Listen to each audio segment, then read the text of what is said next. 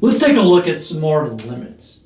I'm going to put up here the famous Heaviside function. This is from Oliver Heaviside. And what you have here, you have a value of 0 for all times t until some t equals 0, in which you get a value of 1. Okay, so this function just keeps going. And this is meant to represent electrical current. So this is t, say, for time, and then your y-axis might be, say, E here for electrical current. And this is going to be h of t, the Heaviside function. Now the question that we want to look at is the following. What is the limit as t approaches 0? Sorry. Yeah, that's right. As t approaches 0. Okay. Okay, this is interesting because let's be clear about the function. This function is undefined at the point 0. Okay? And so if you want to say what it is precisely, h equals what? Well, it is going to be 0 for values where t is less than 0, and it's going to be 1 when t is greater than or equal to 0. Okay? That is the Heaviside function. So, as t gets closer and closer to 0, what does our function h get closer and closer to? Okay, and we can look at it in some different ways. Okay, when t is 0, h is 1. Okay, that should be clear here. But that's not how limits work. Limits want to know, as you get closer and closer to that value, what happens. Okay, if you get closer and closer to 0, try 0.1, 0.01, 0.00001, you're getting closer and closer to 1. But if you come from the negative side, t is negative 0.1, t is negative 0.01, t is negative 0.0001, you're getting closer and closer to 0. We have a contradiction. So how do we resolve this contradiction? Okay, let's put a question mark up here for now. One way is that you can look at this separately. What do you get as t approaches 0 from the right? So that plus there means from the right, it's standard for limits. Okay, that means you're only considering coming at it from this side. Well, it's clear if you come at the function from this side, you do in fact get 1. However, what happens if we consider t approaches 0 from the left? What do we get? Well, as you get closer and closer to 0 from the left, the function is getting closer and closer to 0, right? It doesn't actually ever go to 1 because you never actually arrive at 0. So, in this case, you get 0. So we're getting something different if we go from the right side and from the left side. What this means is that the limit of h as t approaches 0 is actually undefined.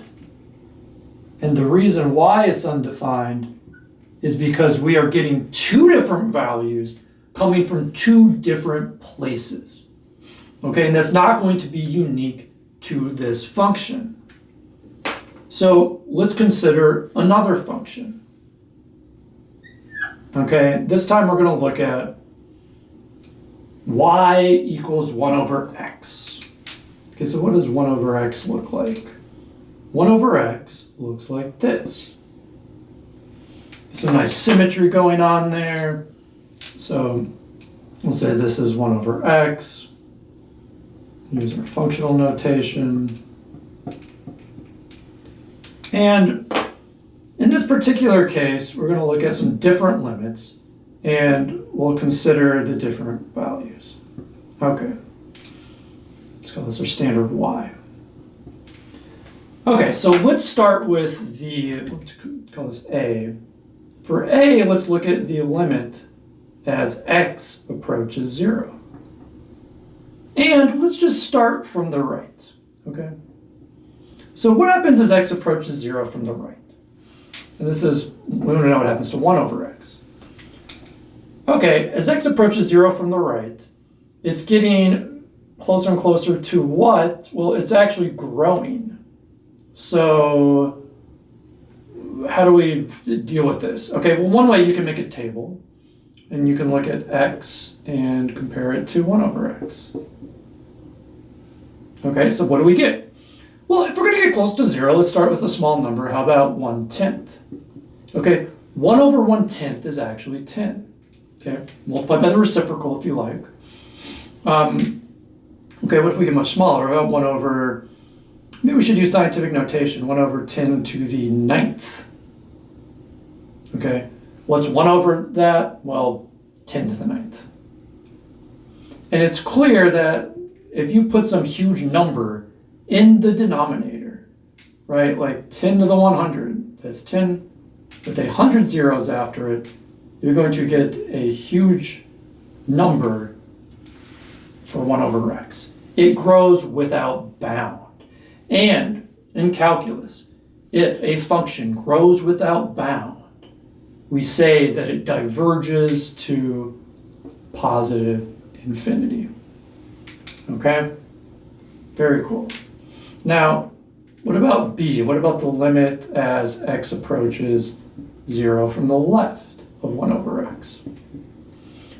Okay, what do we get? Well, this is just like the other one, except the values are going down, and they are growing without bound. Down, you're getting huge negative numbers, so it's going to be negative infinity. So, based on those two in combination, what is the limit as x approaches 0 of 1 over x? We got something different from the left and the right. We got positive infinity coming from the right and negative infinity coming from the left. So in combination, we will say that this is undefined. Okay. Are there any others that we can look at with this function? There are. What about the limit as x approaches infinity of 1 over x? What does this equal? Can we do this? You can. Simply means as x grows without bound, what does 1 over x do? You can see from the curve it's getting closer and closer to 0. And if we want to make another table, you know, we can. Okay. We could make a reciprocal table up here. And we could do the same x and 1 over x. And we change our values. And now what happens is x gets huge. Well, if x is 10, okay, 10's not that big, but we get 1/10. If x is 10 to the 9th, we get 1 over 10 to the 9th. And it's clear that you end up with the reciprocal depending on the values that you pick. So, as x gets larger and larger and larger, 1 over x gets smaller and smaller and smaller, it does go to 0. Okay? This is very, very important. Okay? Let's look also what happens as the limit as x approaches negative infinity of 1 over x. It's the same thing, right? You're getting closer and closer to 0. Okay, these are the asymptotes for this problem.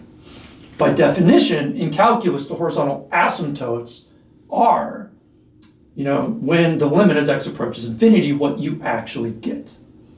So, I want to highlight something here that I think is kind of important when it comes to working with limits.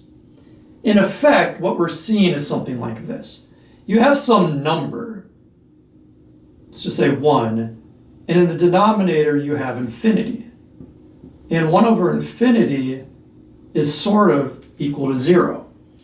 Okay, I put the question mark there because infinity is not a number. It's So it's not precise to say 1 over infinity is 0.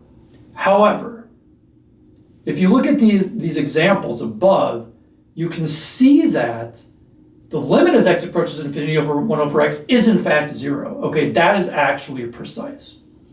So you can sort of use this as a general guideline. Let me give you a related example. What if we look at the limit as x approaches infinity of, how about 3 over x cubed plus 1. Okay, what is this? Do we need to make a table or plot it? Or can we just simply look at this and say, okay, if I plug in infinity, I get a number over infinity. And a number over infinity is always going to be 0 in that sense. So when it comes to practically computing limits, you can sort of use this. Now, let's look at some other combinations that we can here. Similarly, you could take infinity over some number. And if you have an infinity over some number, I need a better notation for is it equal to. It's basically equal to infinity, right? And there are others that we can do, okay? Let's just fill out some of the others.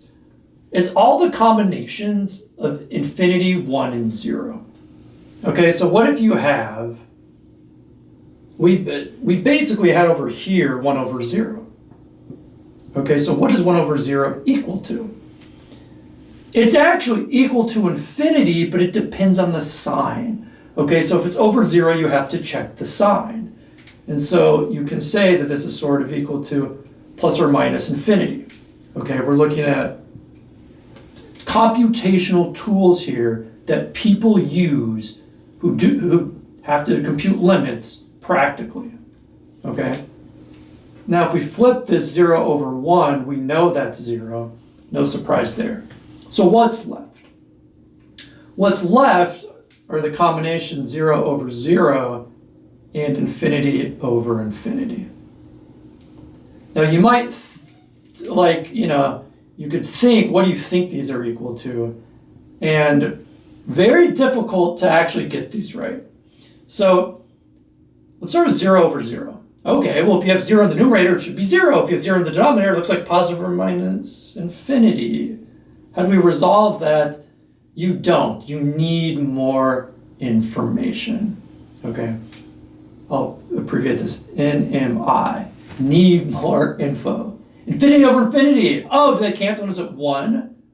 Not necessarily. We're going to call this NMI for need more information. So just to recap, what we're doing here is we are bringing in all of the tools to look at limits that deal with infinity and 0. We looked at left-hand and right-hand limits, seeing that they're different, okay, or they can be in some functions, and that when they are different, by definition, the limit is undefined. And then we looked at a lot of combinations of 0 and infinity to arrive at some conclusions. And the conclusions are what I have in blue. So I absolutely think of a number over infinity as 0. Infinity over a number is infinity. 1 over 0 is infinity, but you got to check the sign. 0 over a number is always 0. But if you have 0 over 0 and infinity over infinity, you need to do more work to try to figure out the answers.